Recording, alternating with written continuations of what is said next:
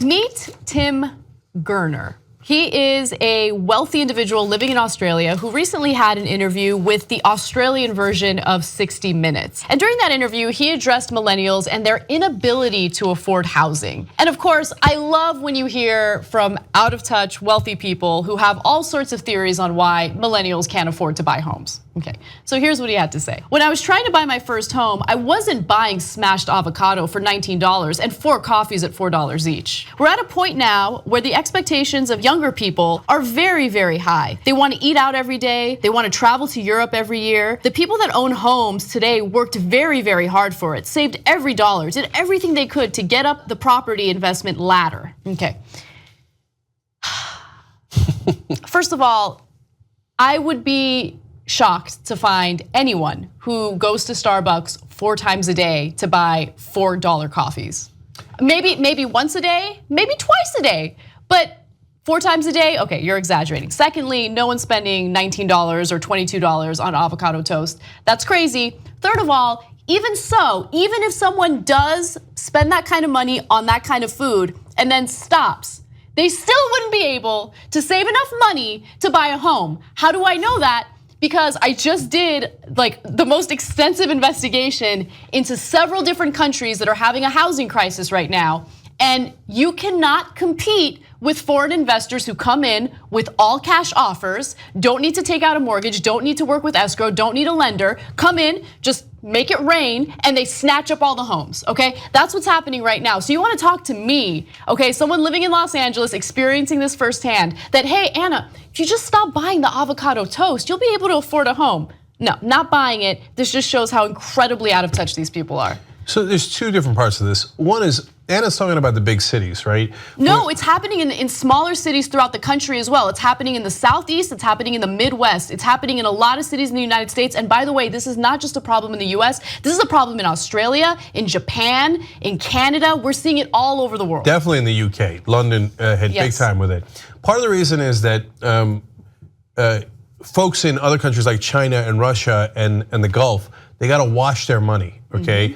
And so the reason they're coming in with cash is because of the laws set up in their own countries about what they can and cannot move through banks. Instead, they move it through cash and they lay down property and then they can't be traced. So it's a way to get their money out of, especially China, but certainly Russia as well and other countries. So now that's part of the phenomenon. It's driving up prices. You're not gonna be able to eat at an economical price enough to be able to afford houses in these cities that are way, way higher than what this guy's talking about. Right. But I actually think that even the bigger issue here is that everybody lives in their own bubble. So for the rich, like Tim Gurner, he actually does know a lot of millennials who eat avocado toast because they're his rich friends' kids. And then he looks at him and goes, oh, they look so entitled. They're not working hard enough. All they do is spending mommy and daddy's money. Well, for some of them, that's totally true. But what you don't see is poor and middle class millennials who don't have mommy and daddy's money to spend, who aren't paying 22 bucks for avocado toast because they don't have the 22 bucks, let alone the money to buy a house. How many times has Tim Gurner hung out with a minimum wage worker? How many times has he hung out with guys who are working at McDonald's or Waffle House in the middle of the US or in Australia and thought, oh my, if he met those guys, he would be shocked. Yeah. He'd be like, wait, what? Like if he went and he just watched the videos on TYT Politics, when Jordan interviewed those guys who were working at a burger chain and he asked them what their dream is, they hadn't bothered to dream about a better future because all they knew was minimum wage. Right? Yeah. And those guys you think are eating avocado frickin' toast? It's ridiculous because it places all of the blame on an entire generation, right? They become the scapegoats, and it's a really great way of distracting people from what's really going on behind the scenes. Look, understand that I'm not expecting people to hand out houses. I'm not expecting it to be easy. I understand that homeownership is difficult and it's not a right, it is a privilege. You work hard and you earn it, right? But here's the thing.